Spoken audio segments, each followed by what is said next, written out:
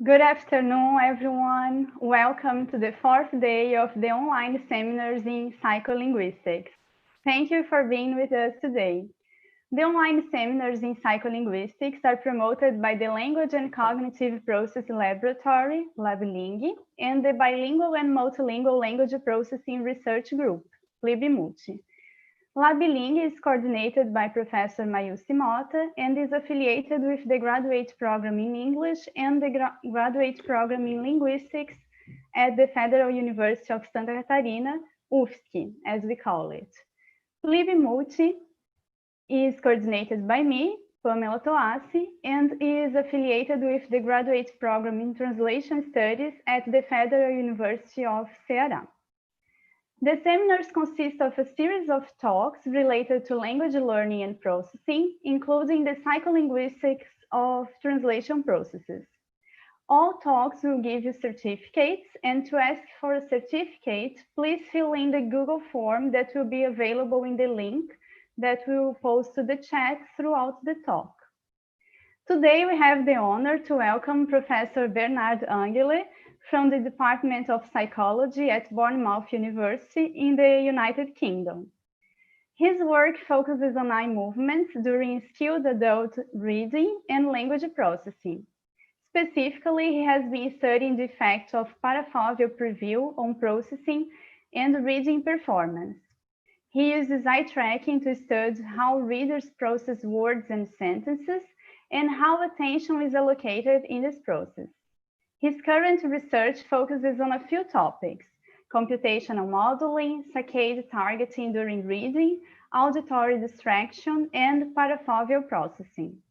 He is also interested in statistical inference in psychology, evidence synthesis, and the philosophy of probability. During the talk, you can post questions and comments to the chat, and I'll pass them on to Professor Bernhard. Professor Bernhard, thank you so much for accepting the invitation to participate in the online seminars in psycholinguistics. The floor is yours. Okay, thank you very much, both to you, Pamela, and to Professor Mota for inviting me. I'm very happy to be here and well, even if it's just virtually, and give you a little bit of an idea of my research. So this talk, the talk I'm going to give is about skipping and response inhibition. So skipping the word the and response inhibition. And I'm going to tell you in detail about what that means. Okay, so to start with, let's talk about skilled reading, which is what I've been mainly studying. So my question, or one of the main questions that I have been investigating, is how are skilled readers able to process text quickly and accurately? And basically, one really major finding, one major feature of skilled reading is that readers use information beyond the word that they are currently looking at. But it's not just that. It's by beyond the word, what I mean is they take into account parafoveal information, which is information from outside the very center of vision. I'm going to show you a little bit more about that in a second. And they take information into account from the sentence context. So essentially, they're able to focus on, well, they're able to go beyond focusing on the word that they're currently looking at, and can take other parts of the sentence into account. Okay, now to explain, for those of you who are not familiar with the term paraphobia, let me just show you this image. This is actually, this is an image of a retina, actually of my own retina. And everything is fine as far as I've been told. What you see is that in the very center of that image, so you have so on the left side you have the optical nerve, or here on the right side you have the optical nerve, which is the most striking part of the image. But then in the very center of the image, you have what's called the macula, dark spot, which is the part of the retina that has the most visual receptors, so the highest density of visual receptors. And so this area is the most important one when you talk about things like reading, because that is where all the detailed vision occurs. Now, not all the parts of the macula are the same. You can further separate the macula into the very center of vision, which is called the fovea, and the surrounding area, which is called the parafovea. And to give you an idea of the resolution or the level of detail that you can get from those areas, this text here is a simulation of roughly what you would see or what the kind of information you get from the different parts of the retina. So let's assume that you're looking right here in the center of this paragraph of text. So you can see that in the area that's labeled as the fovea, you can see words quite clearly. And then as you get further away from the fovea, so at a standard reading distance, you have 8 letters in the very fovea, and then as you get further away, so the surrounding letters are still relatively clear to see, but not quite as clear as in the fovea. And then as you go further out, the letters become too blurry to actually identify. So the main point is that of this is that just in terms of your physiology of vision, you are able to get useful information from more than one word at a time. So you can get information about multiple words at the same time from your retina. The question is, can you actually use that information? That has been a major topic of my research. The way I have been researching this is eye tracking. So, in particular, the gaze-contingent boundary paradigm, which was developed by my PhD supervisor, Professor Keith Rayner, in 1975. So the way this works is we sit people down in front of a monitor with an eye tracker, and we ask them to read sentences on the computer screen. In these sentences, we identify certain target words. So here's an example. And so what we can do with these target words is we can manipulate what is on the screen before participants actually look at or fixate the target words. So this is the sentence that we ask people to read. Susan was sure she would ace the test. And what we can do is we can put an invisible boundary on the screen, usually directly to the left of the target word, which is labeled N here.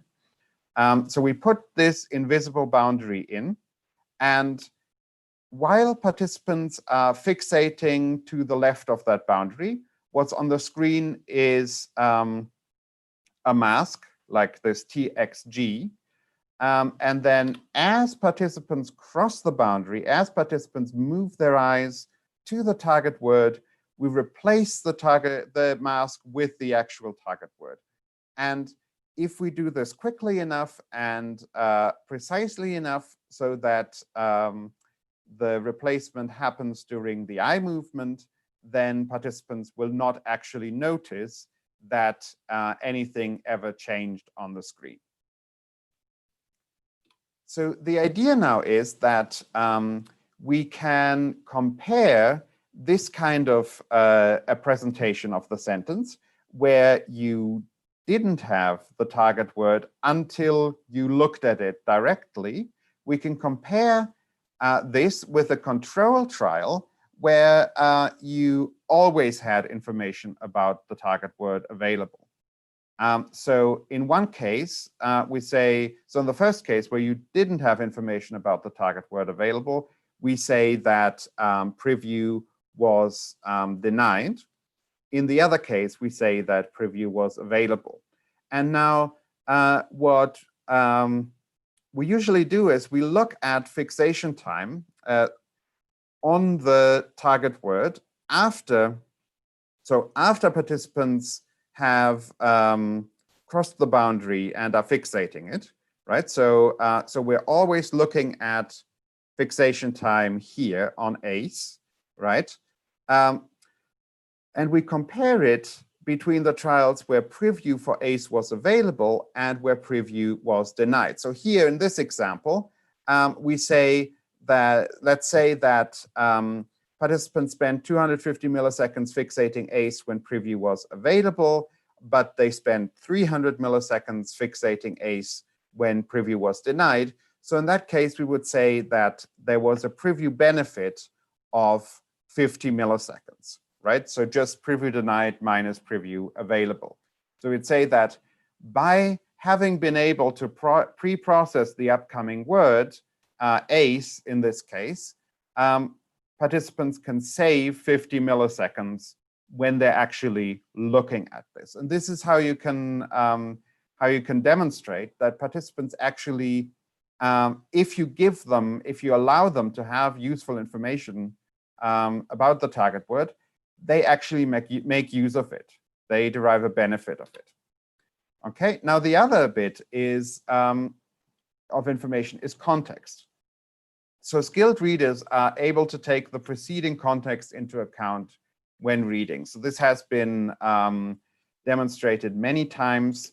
When the sentence context makes words predictable, they are fixated for less time than when they are unpredictable. You can also show that actually more parafoveal letters are processed in predictable words than in unpredictable words. So if you limit the amounts of letters that are available in the preview, that has a stronger effect in previews of predictable words than in previews of unpredictable words. And that was done by Balota et al. In 1985. Now, word skipping plays an important role in this. So word skipping is a very important feature of skilled reading. So as children start learning how to read, they usually fixate every word multiple times. But as they get better at reading, they fixate words less often. And also, they stop fixating certain words at all. So, and they do this especially for very frequent words, very common words in the language. And of course, being able to skip words greatly enhances the reading efficiency, since every fixation takes about 200 to 300 milliseconds. So the fewer fixations you can make in order to read the sentence, the better. So the question is, how do readers make this decision? So the decision where to move their eyes and the decision, I don't have to look at this word. I can skip this word. And it's important to note here that when I talk about a decision, it's not a conscious decision, because this happens much too quickly for you to be aware, thinking, oh, look at this word, should I skip it or not? It's not a conscious decision. It's rather a decision of the processing system that occurs very, very quickly and actually has to be made quite soon after you start fixating the preceding word. So again, for word skipping, there are two sources of information that are relevant, just like in general, said in general. So one source of information is from the pre-processing of the upcoming word. So what do I know about the upcoming word that can tell me whether it's going to be difficult to process and I should look at it, or whether it's going to be easy to process and I should consider skipping it, right? And as we've seen, the paraphobia contains enough visual detail that this is possible without a problem. And you can show, so this is what Sarah White, for example, showed in 2008, that high-frequency words are skipped more often than low-frequency words. So just in general, words that are more common in the language are skipped more often, fixated less often than words that are uncommon. And then also, readers are able to use information about the preceding sentence context. So predictable words are skipped more often than unpredictable words. Sorry, that should say unpredictable words there on the slide. So this again was found by Bellota et al. 1985. So clearly, as participants make the skipping decisions, or as readers make the skipping decision, they can take visual information about the upcoming word into account and context information, because in order to be able to say whether a word is predictable or not, you have to know the sentence context, right? Now what I did in an experiment as I was thinking about how these two sources of information work together is I wanted to see what happens when the parafoveal information and the context information contradict each other, when they are in conflict. So first of all, readers should attempt to skip a word that is easy to process parafoveally. So for example, high-frequency words should be skipped, or should be at least skipped more often than low-frequency words. On the other hand, based on previous research, we also know that readers should attempt to skip a word that is predictable based on the sentence context. None of this is absolute, but relatively, so they're not always going to skip a predictable word, but relatively, a predictable word should be skipped more often based on the sentence context. On the other hand, that means that readers should not attempt to skip a word, or they should attempt to skip a word less often if it does not fit into the sentence context. And so the question in this experiment was, and in all of the experiments that I'm going to present today, is what happens if the parafoveal information contradicts the context information? Now, we wanted to have the strongest possible conflict that we could find. So we took the word the, which is the most frequent word in the English language. It's an article. It happens very, very often. So efficient readers should have learned to skip it frequently. And if you look at eye tracking data, you will find that this is true. The is not fixated very often. It is skipped very, very frequently. So if we put a preview of the, if we present a preview of the in a context that is where it is infelicitous, and infelicitous is a very nice adjective, which means that, well, it's nice because it summarizes the following in one word. So infelicitous means that the word does not fit in this context. It should not occur. If you show it like this to native speakers, they will say this sentence does not work. It's not correct.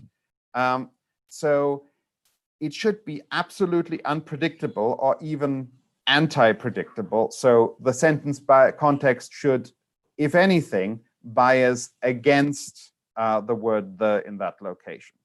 So what will happen if we show people a word in the paraphobia that looks like the, which means they should try to skip it, but which is in a context where the cannot occur, so they should not skip it, because having the in that location would be indicative of a very, very serious problem with the sentence. So this is how we did this, and this is research that was done during my PhD at the University of California, San Diego. So we had sentences like the one I gave you before. She was sure she was ace all the tests. So sentences with 3-letter target words. Ace here is the target word. Then we had a control condition where we would show, so we had 2 control conditions, one where we would just show people the actual target word as they were fixating to the left of the boundary. So again, the fixation is here. So in one condition, we showed them the actual target word. In the second condition, we just showed them a random letter string, which is highly anormal and should definitely not be skipped. And then in the third condition, we showed them the infelicitous, the preview. So she was sure she would, all the tests is a highly problematic sentence. It does not work grammatically. You can't have the after would. Okay, so what happened? This is what we found. So on the x-axis here, you have the probability of making a skip of that word during first pass. First pass refers to the first time you go through the sentence before you go back, make any regressions in the text or in the sentence.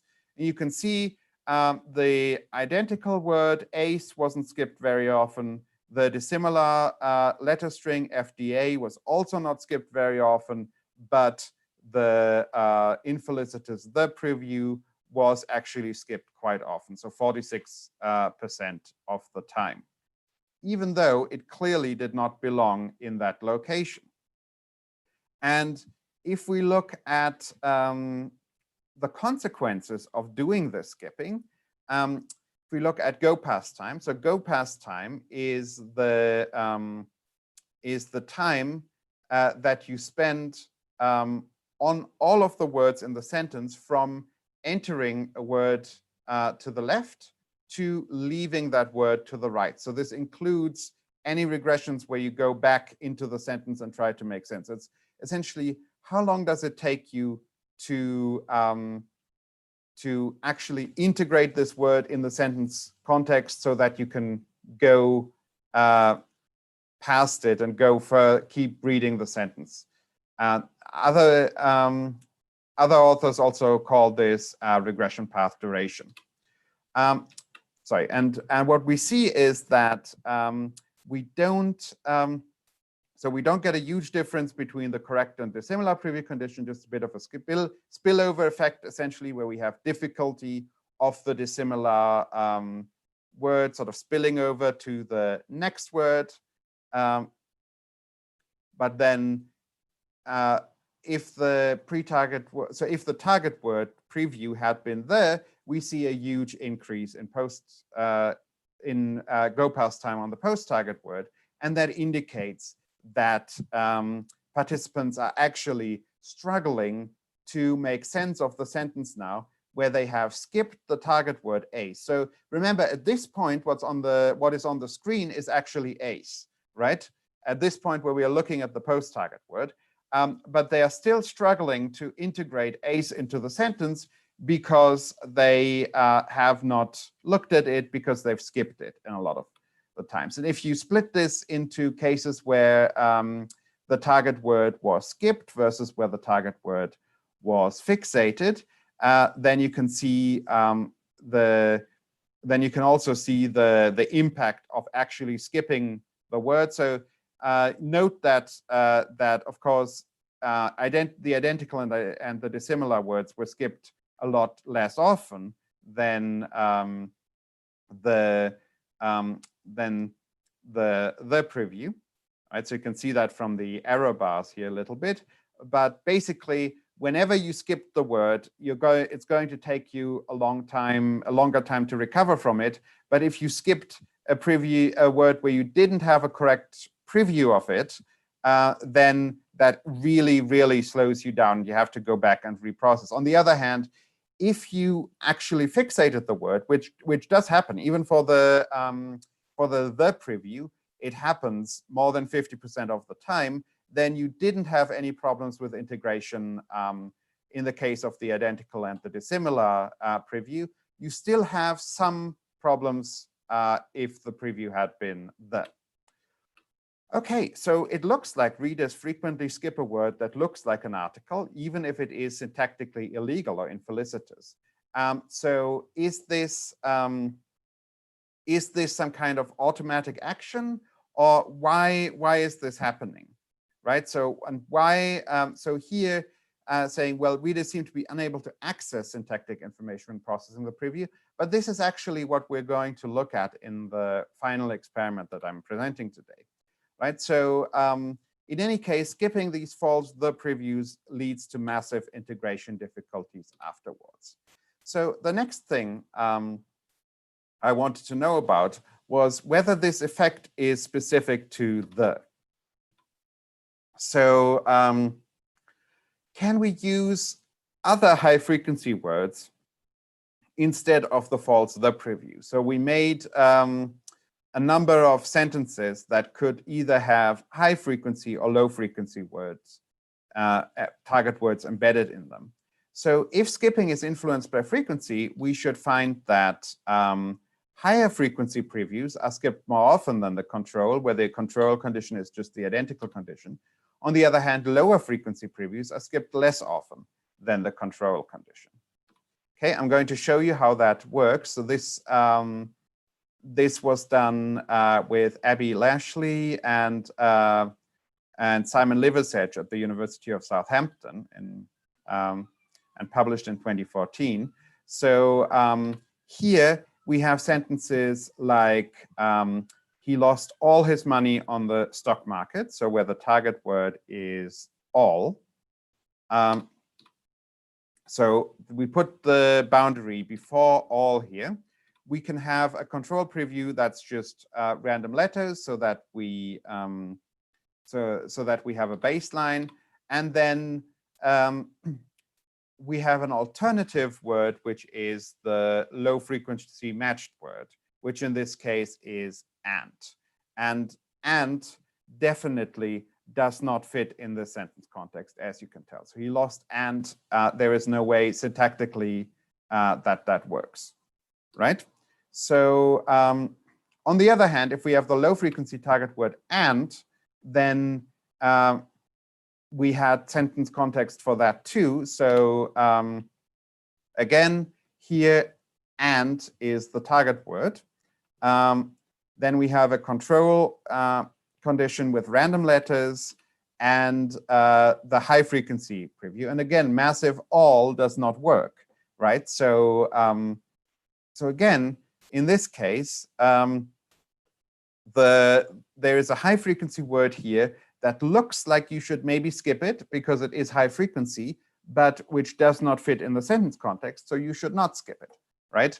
So so here in this case, with the low frequency target word, we have this conflict again.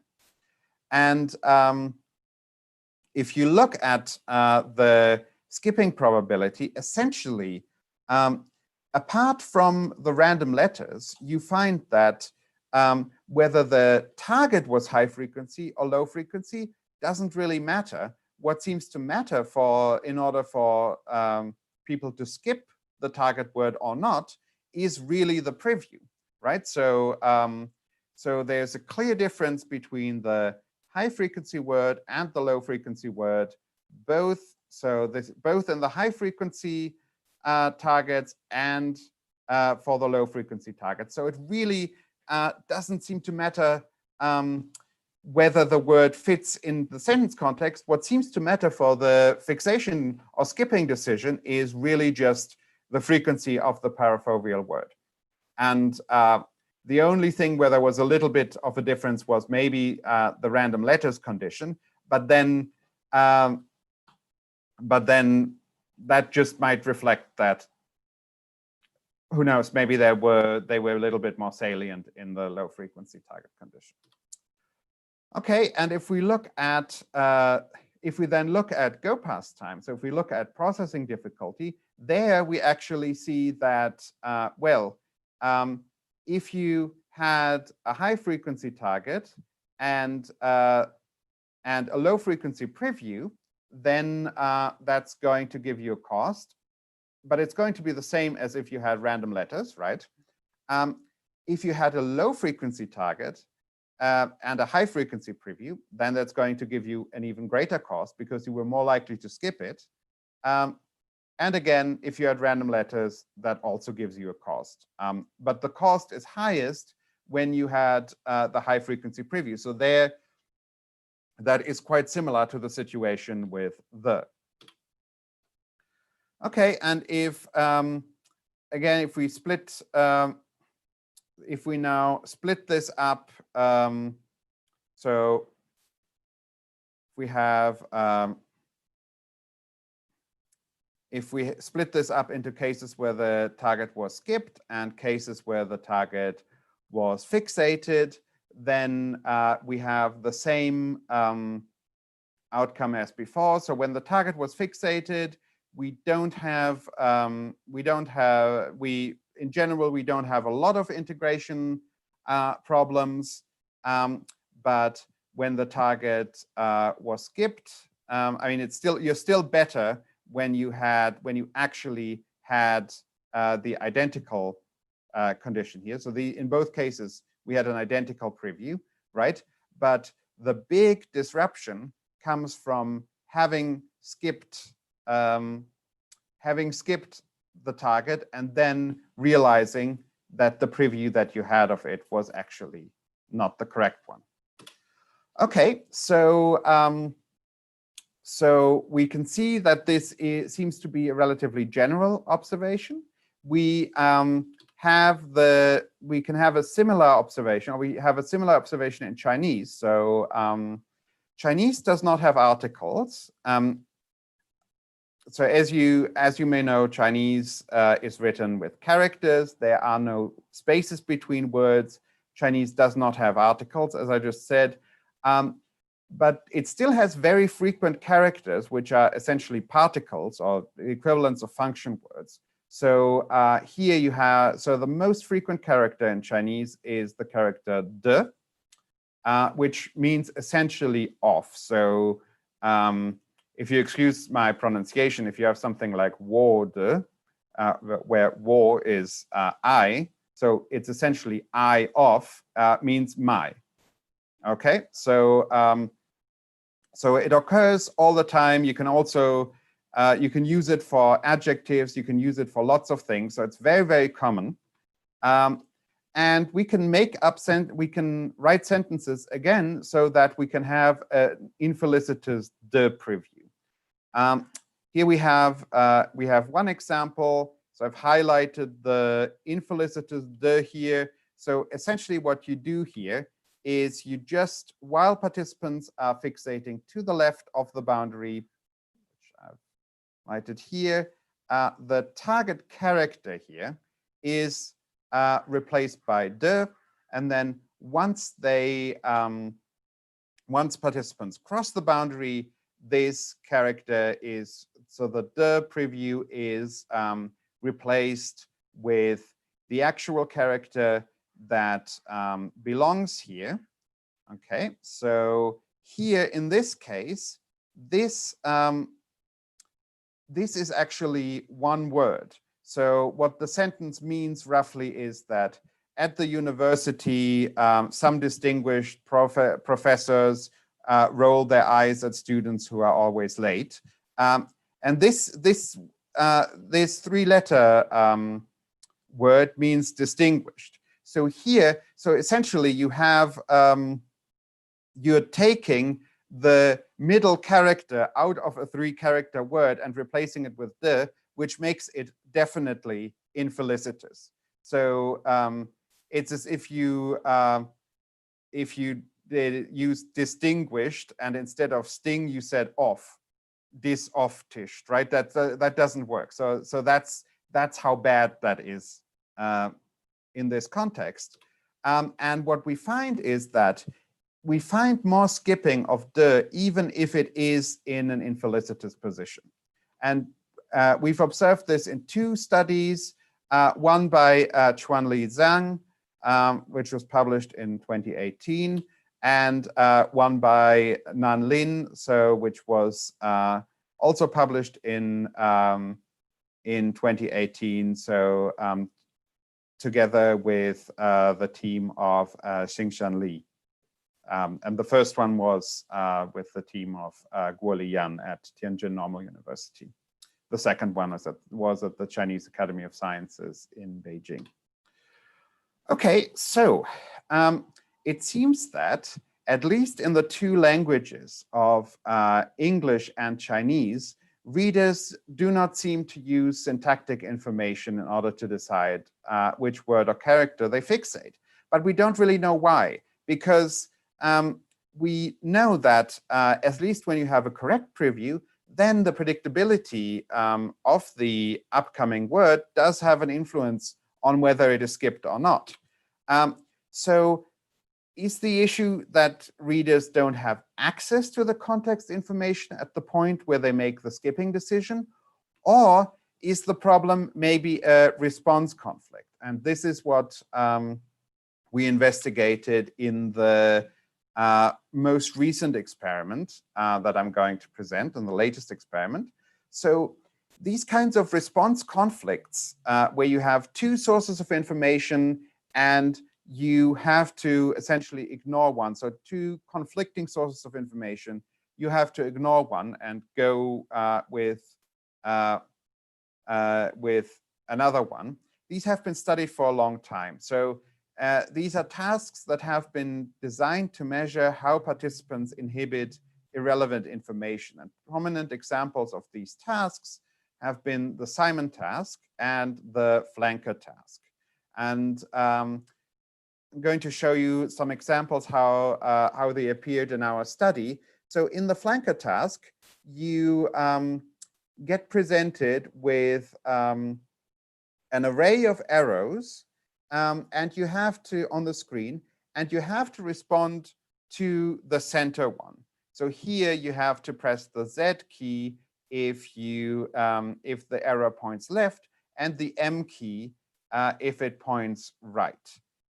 So for the congruent trial, all the flanker arrows point in the same direction as the center arrows.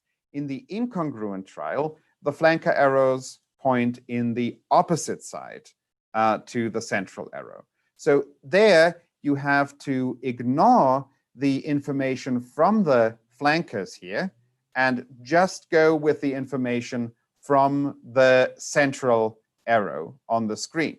And in this case, if you accidentally press Z, so the left key, because of the flankers, then you have made an error, right? And the Simon task is similar. So there you have to say, here, for example, was the stimulus blue or red? The mapping is so that you have blue as left in this case, so Z, and red as right, so that's M. So in the congruent trial, you always have the blue stimuli on the left and the red stimuli on the right. But in the incongruent trial, you might have a blue stimulus on the right or a red stimulus on the left. So if here you react to the position of the stimulus rather than the color and press the left key, so the Z key, then you're making an error. Right? So that's how these work. Both of them are about ignoring incongruent information. So for the experiment, for these previews, you would essentially, as you're making the decision to skip a word, the equivalent would be to ignore the unreliable parafoveal preview and go with your interpretation of the sentence context instead. And that would keep you from skipping a word that's occurring, well, that looks like it's occurring in a position where it should not be, right?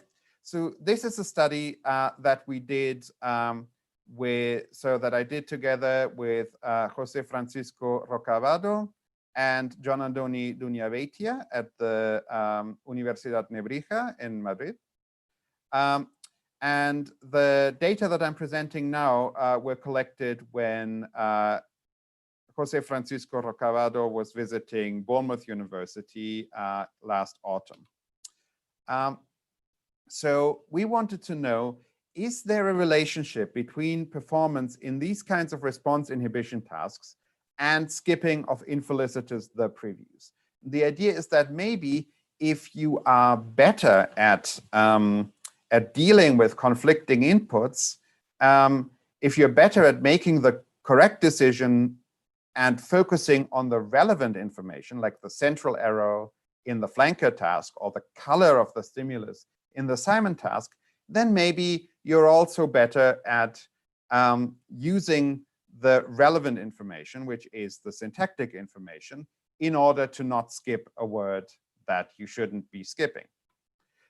So we replicated the original experiment with British English speakers this time, but we also asked participants to complete the flanker and Simon tasks.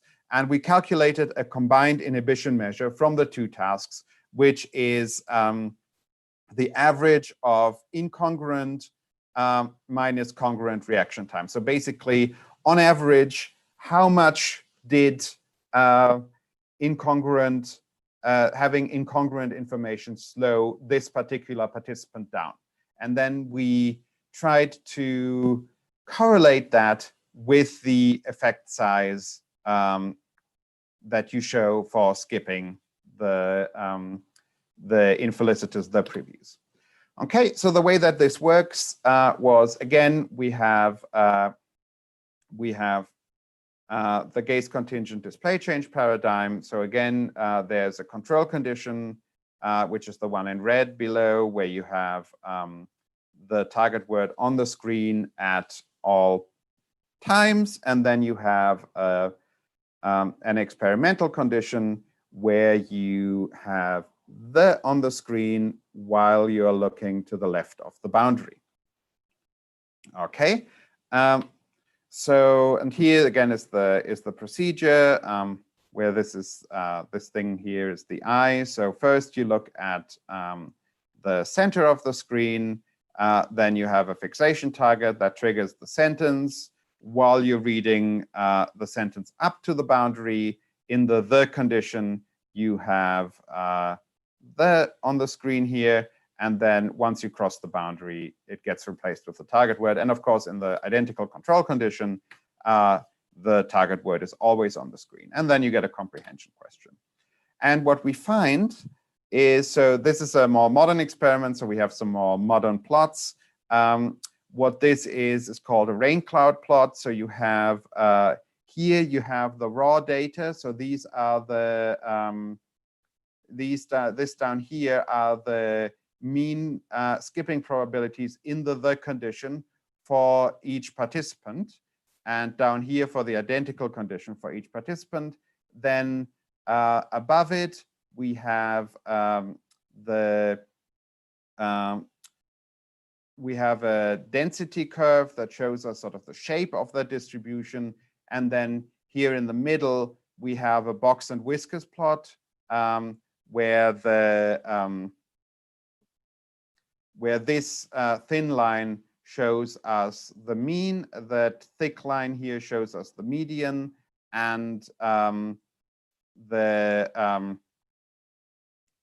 then these things on each side are the interquartile range. So what is the size of the closest quartiles to the median? And so this gives you a fairly thorough idea of how these were distributed.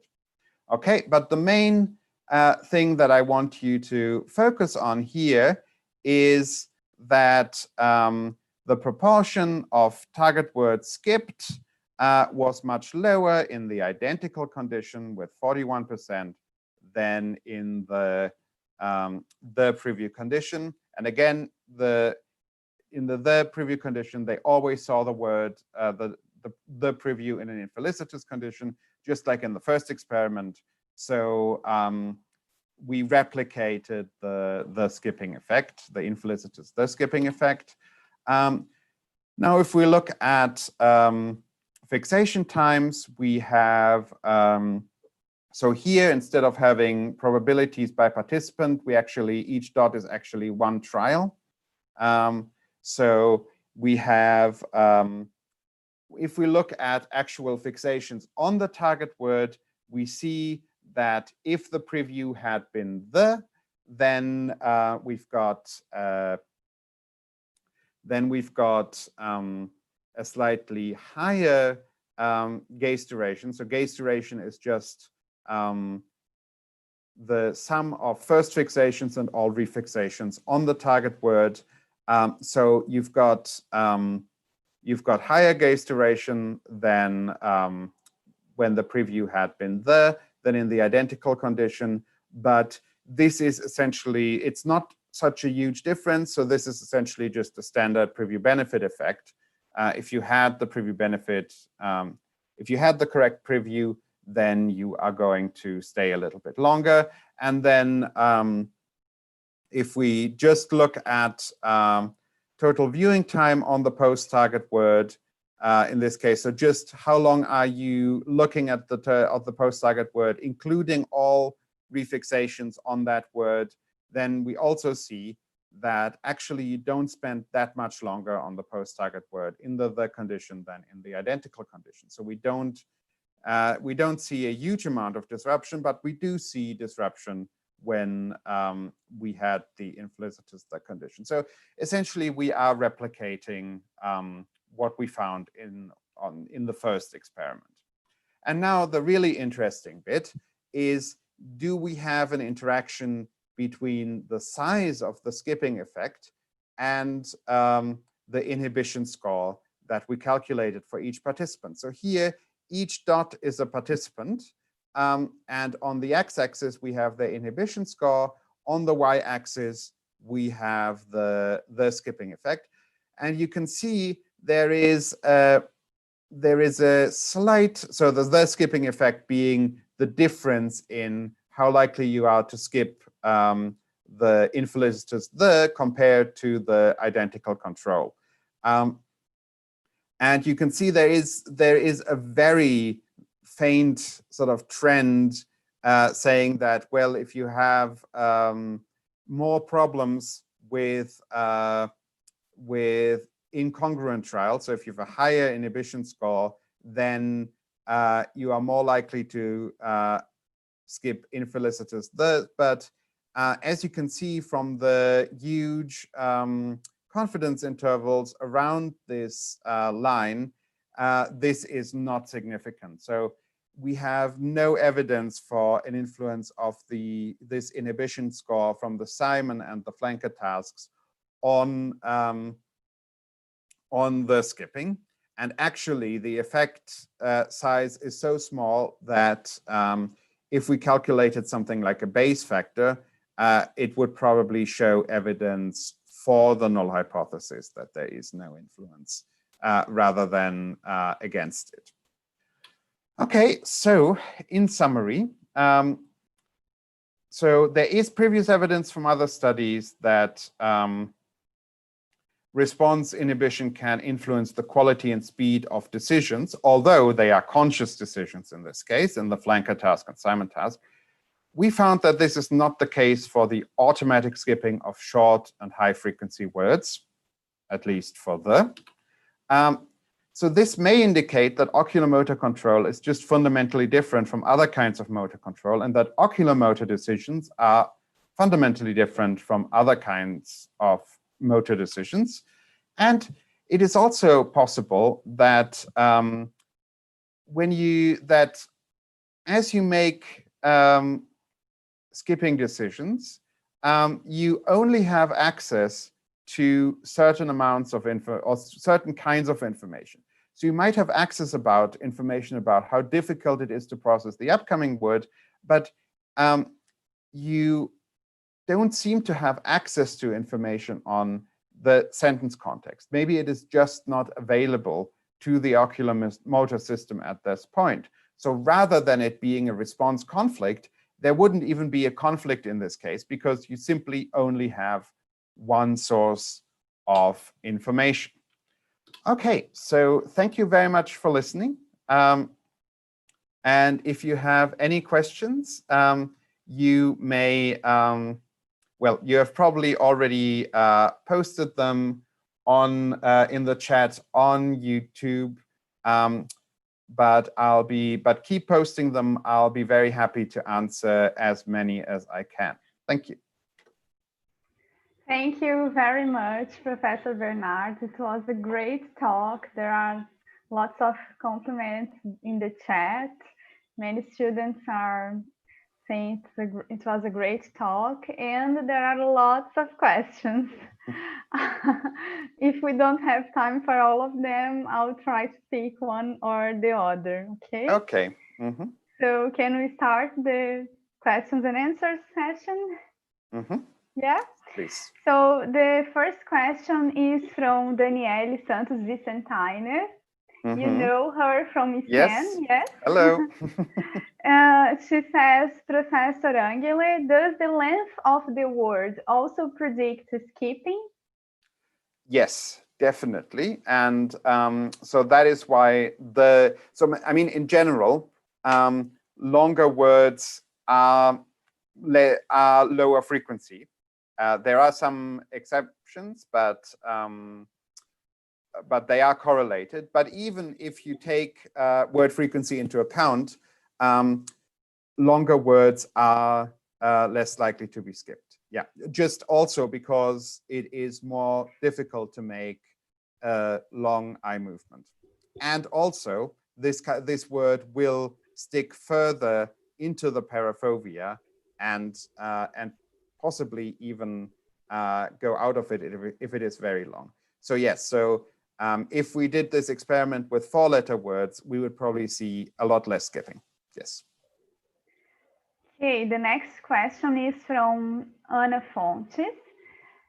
She's a professor in Rio Grande do Sul. And she asks, what happens later in processing, in later processing stages? She asked this question when you were showing the slides about go past measures, frequency, high and low frequency. So I'm guessing it's about just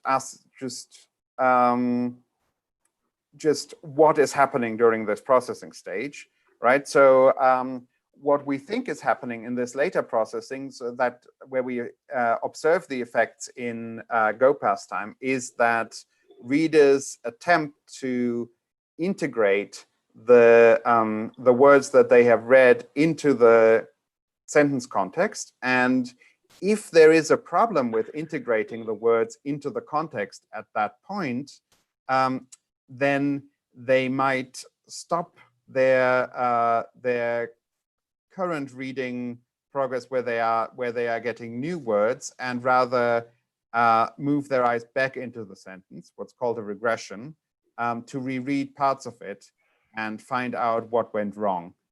So if they get a word that they can't integrate in the sentence context or can't put into the syntactic context anywhere, that's where we would find regressions. And we would see a similar thing if they had problems generating the semantic representation of the sentence. So where they find some kind of a semantic anomaly then they would also reread and see if they have maybe misread anything.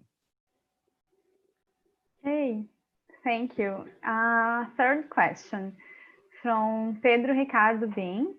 He asks, Professor Angele, the eye tracking measures can be considered a behavioral or physiological measure? Oh, that's a good question. I think they are in between. So they are, well, eye movement behavior is behavior because you're moving your eyes. It's a muscle movement. So it is a behavior, clearly. But on the other hand, if you look at the physiology of eye movements, they are, so those kinds of movements are, well, the way they are generated is very different from many other movements, right? So you generate them in the brainstem essentially, rather than going through the spinal cord. So I've always felt like they are, it's the behavior that is closest to what's going on, or one of the behaviors, let's say, that is closest to what's going on in the brain. And what also is evidence for this is that when you have behavioral measures, such as pressing a key on the keyboard, you have response times of maybe 300 or probably more likely 500 milliseconds, but eye movements can react to stimuli much faster. So within, let's say, 150, 200 milliseconds, right? So I feel that they are in between. There are many linguists who consider eye movements an online measure of sentence processing rather than an offline measure, as they would consider button presses. Great. Sandro Borém, he asked the question that I know how you will answer because I have seen you presenting about this, but I think you enjoy talking a little bit about this. That's about those courses for us to become more skilled readers. Oh yeah. I believe them. Yes, so so speed reading, essentially, there is, well, essentially there is no evidence that it is actually possible to become a faster reader through a course. And there are, so first of all, people, very skilled readers read at about 350 words per minute. If you, and there are probably some extraordinary people who get faster than that, but that seems to be a pretty fixed limit.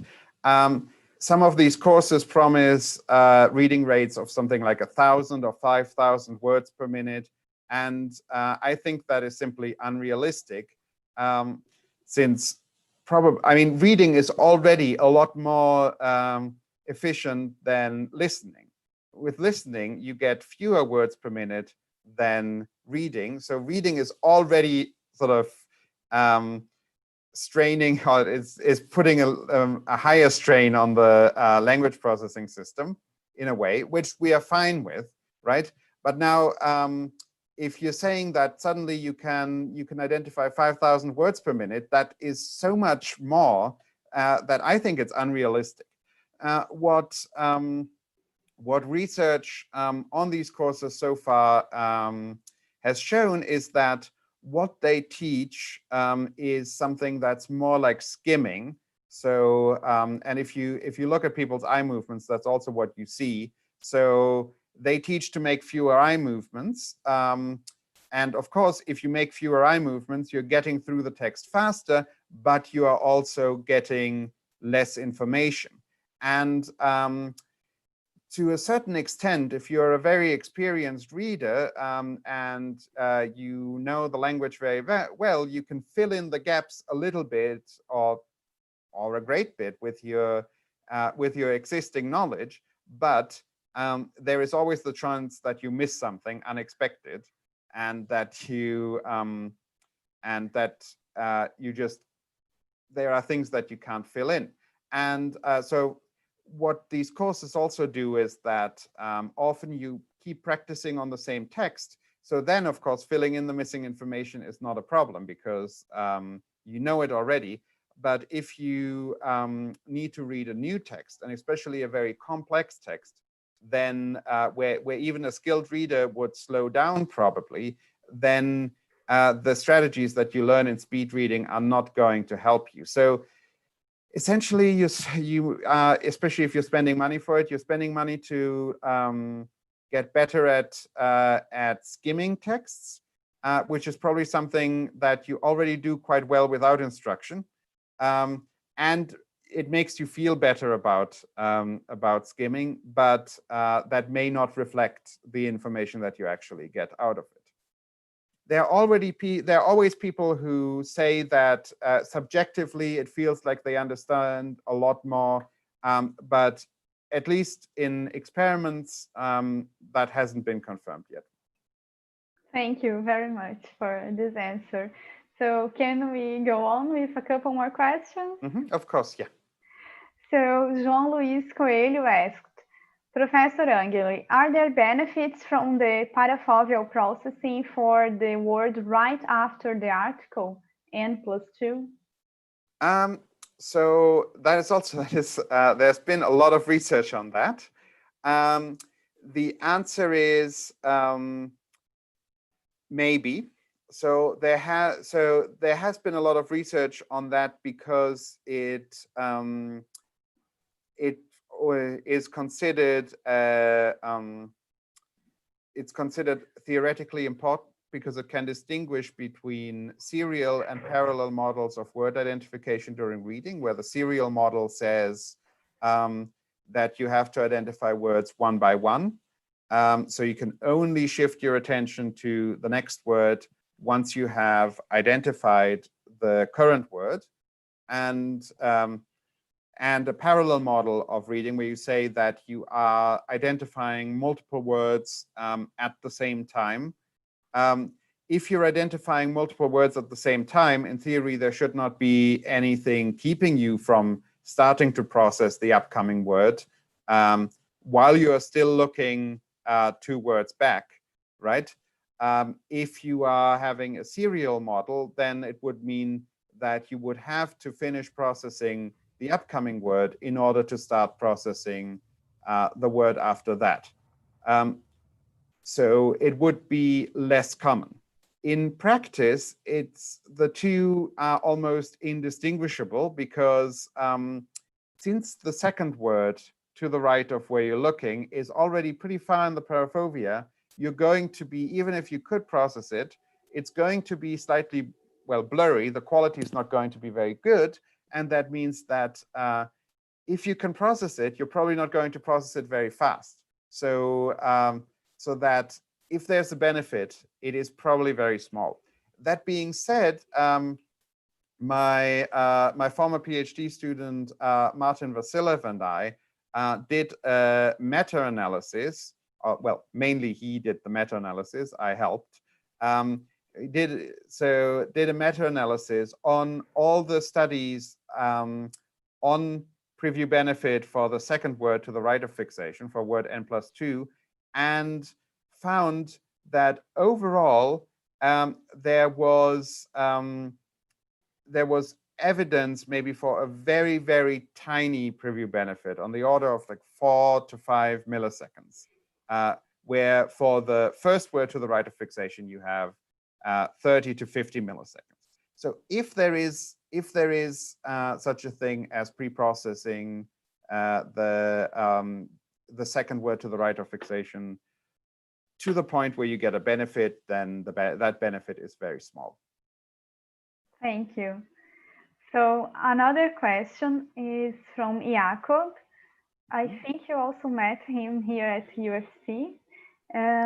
He asked, is there any relation in peripheral vision that can be taken into account when researching parafoveal reading? Any relation? In peripheral vision that can be taken into account when researching parafoveal reading.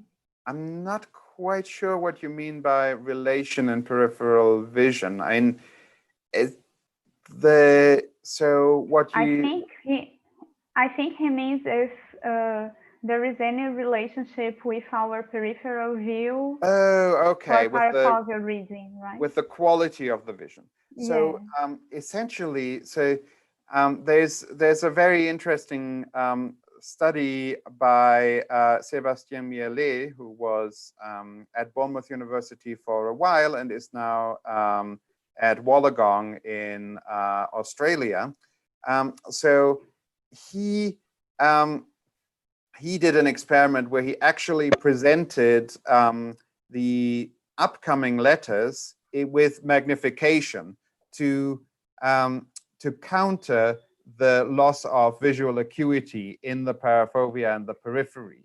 And he found that, or they found, because it was him and collaborators, they found that actually the magnification doesn't do much. So the limitation seems to be more, it seems to be more on the side of attention. So how many words can you process at the same time, rather than visual acuity. So I would guess that unless your peripheral vision or maybe parafoveal vision is very, very unusually bad, you're probably not going to see any effect there, because our vision is better than what our attention and our processing system can use.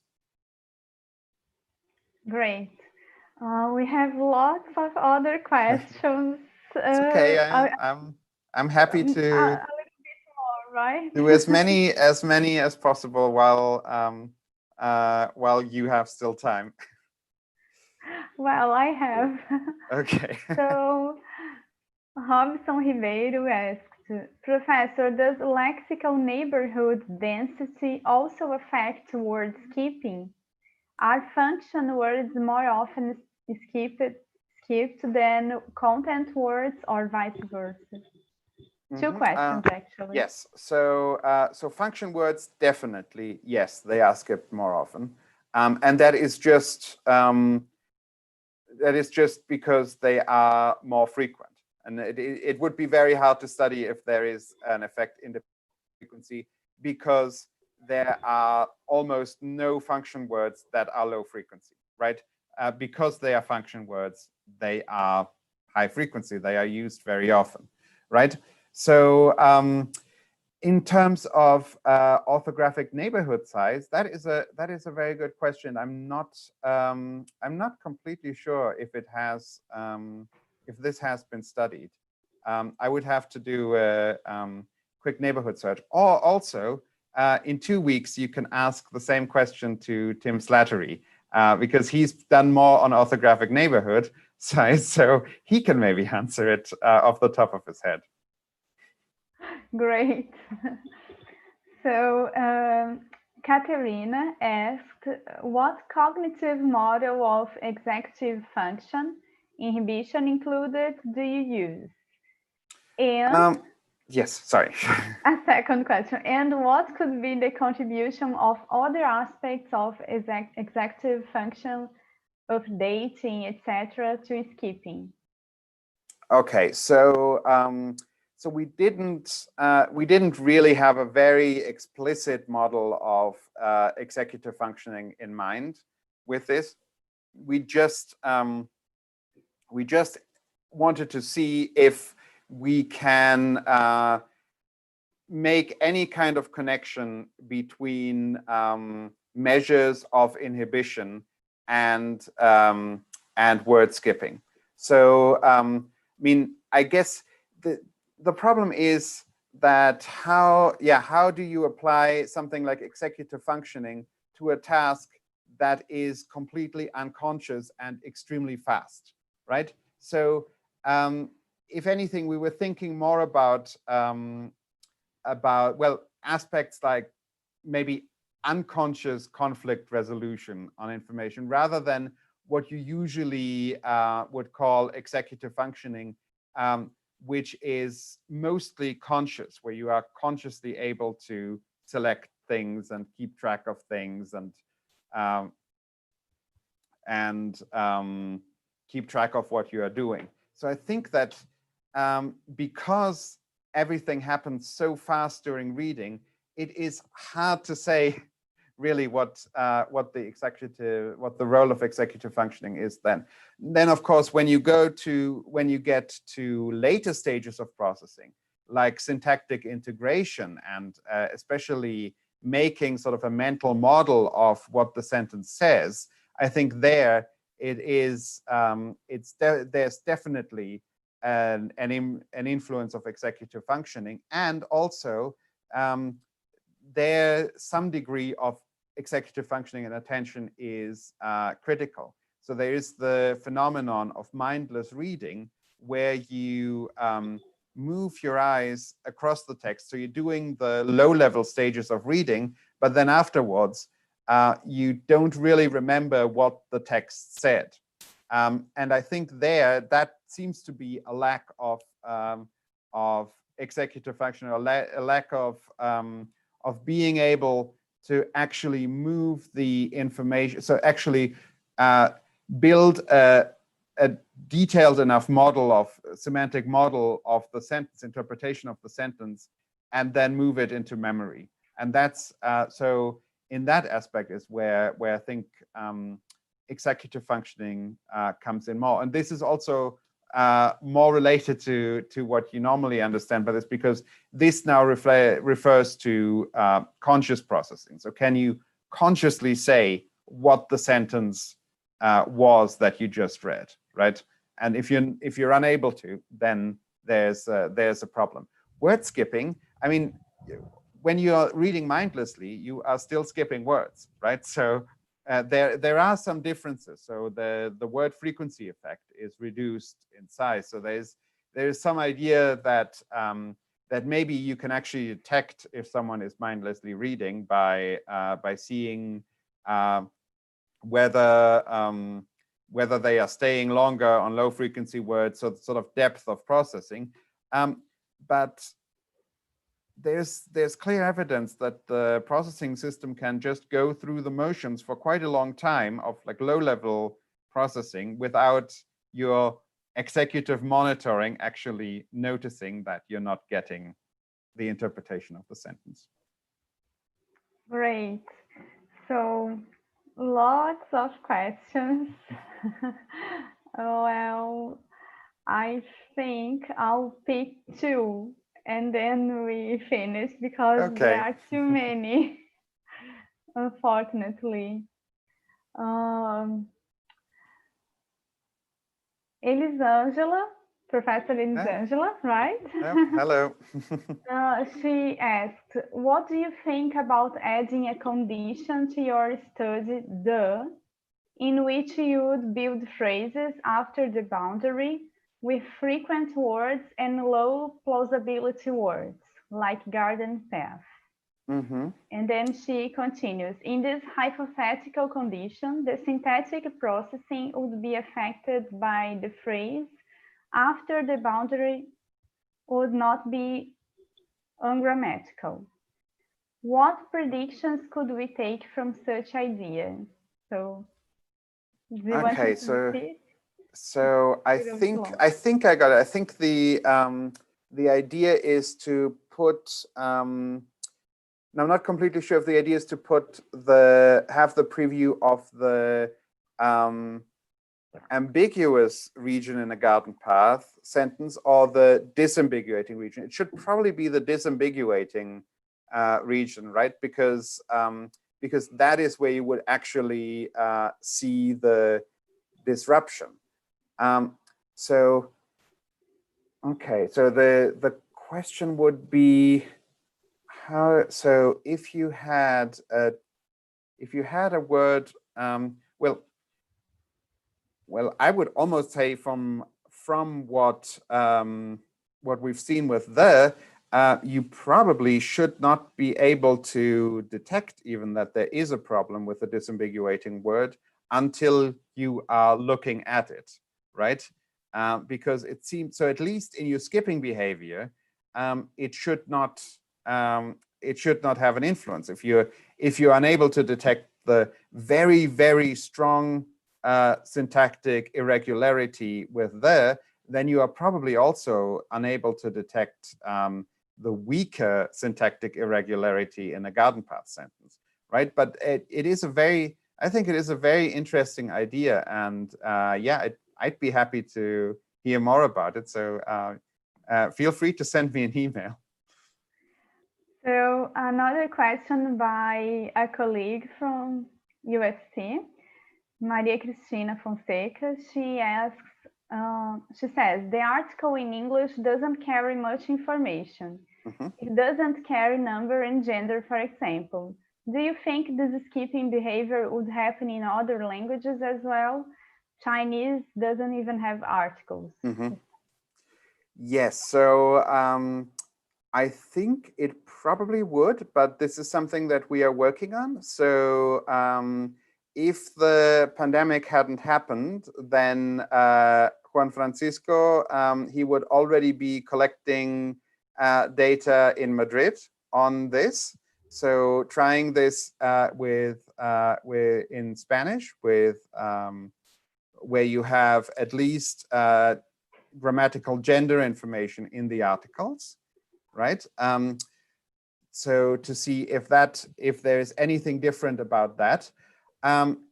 It would also be interesting to see in a language like German, where you have grammatical gender and case information. I think that probably the effect, so if the effect is driven by just visual familiarity, then it is going to be present no matter where you look. But it could be that if you have a language where the article is actually sometimes has critically important information, it might be different, right? So the challenge would be to find a language where articles really have critically important information rather than just redundant information. Like for example, in German, the article just has, German, Portuguese, Spanish. The article has redundant information about the noun, which helps with things like error correction, right? Because then even if you don't hear the noun completely, the gender, knowing the gender of the noun might help you to narrow down what the person was saying. Great. So with this answer, you answered also another question that was about the German article. So oh, good. I don't need to feel bad about not asking this question. And there was also another question about semantic processing difficulties preventing skipping, but I think you already explained this. Great.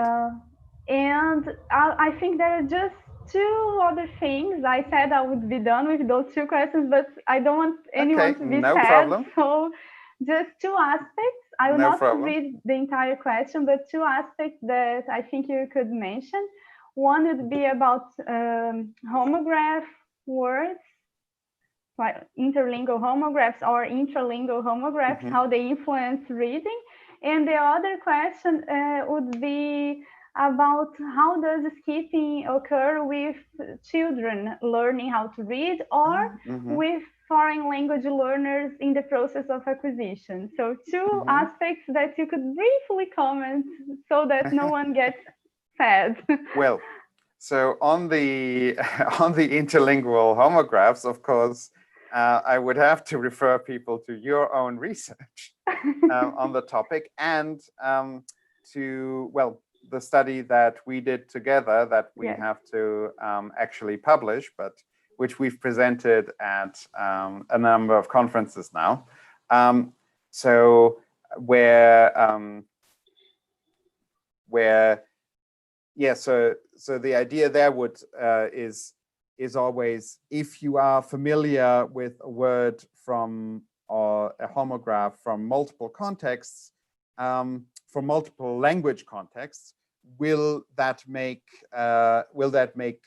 you're more likely to skip it. And we haven't actually looked at that precise question in our research, but I mean, we have the data. We have the data to look at skipping, so we can look at that. And of course, there's always a possibility to see if we could maybe do a study on particularly short interlingual homographs that would be more prone to skipping, because in our study, at least, the words that we used were often quite a bit longer. If you're looking for cognates, and if you're looking for cognates, often they come from Latin, and often they tend to be a little bit longer, so 6 or 7 letter words, right? So that's why in our study we focused on those mainly. Okay, but it is a very interesting question.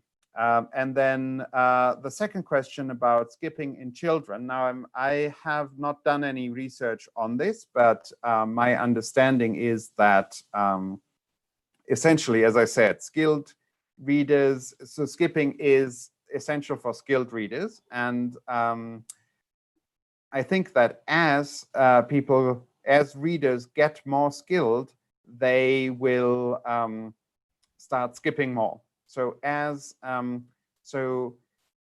said, beginning readers will make lots and lots and lots of fixations everywhere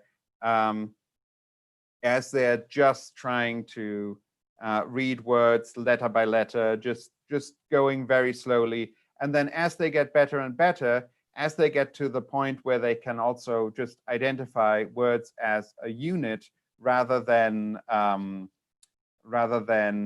letter by letter, they can get away with first one fixation on a word, and then for very frequent words, even no fixation on a word. And it's also a function of just making larger eye movements. So because the oculomotor system will always try to make roughly the same length eye movement. So just if on average you're making 7-letter eye movements, then you are more likely to skip just also because of that. So as you get better, you skip more. And I'm not sure if there is a study on this, or if there are any data that could be used from previous studies. But I would also think that the same thing is probably true for language learners. So very low proficiency level language learners are probably going to fixate many times, fixate words many times, go very slowly, keep going back and forth and trying to understand. And then as people get more confident in reading the language, their reading behavior should become more like that of native readers, including the skipping. Okay, thank you very much. It was very good to have you this afternoon. Great talk. Thank you for answering so many questions. Thank you for inviting me. Yes, it was a pleasure. So if you have a final word that you want to say to the audience. Okay, well, I would just like to thank everyone for joining us today. I see on YouTube there are lots of people watching. This is probably lately my talk that has been most attended, because I haven't given a lot of talks lately. But even in general, even compared to a conference, I mean, 86 people is a lot of people to watch me for such a long time. So I really appreciate it. I would also again like to thank Professor Toasi and Professor Mota for organizing this series, it is really nice to have this every week. I even try to listen to the talks in Portuguese. I don't understand everything, but I try, and it's just very nice to have this routine to be able to listen to research talks even when you are stuck at home. So thank you very much for that. I really appreciate it. Thank you again. Thank you very much. I would also like to thank the audience for being with us today. Next week, we don't have a talk, but we will meet again in 2 weeks, okay? So other information, you can always find the social networks from LabLing and Plibimulti. So thank you, everyone, and see you in 2 weeks. Bye. Bye.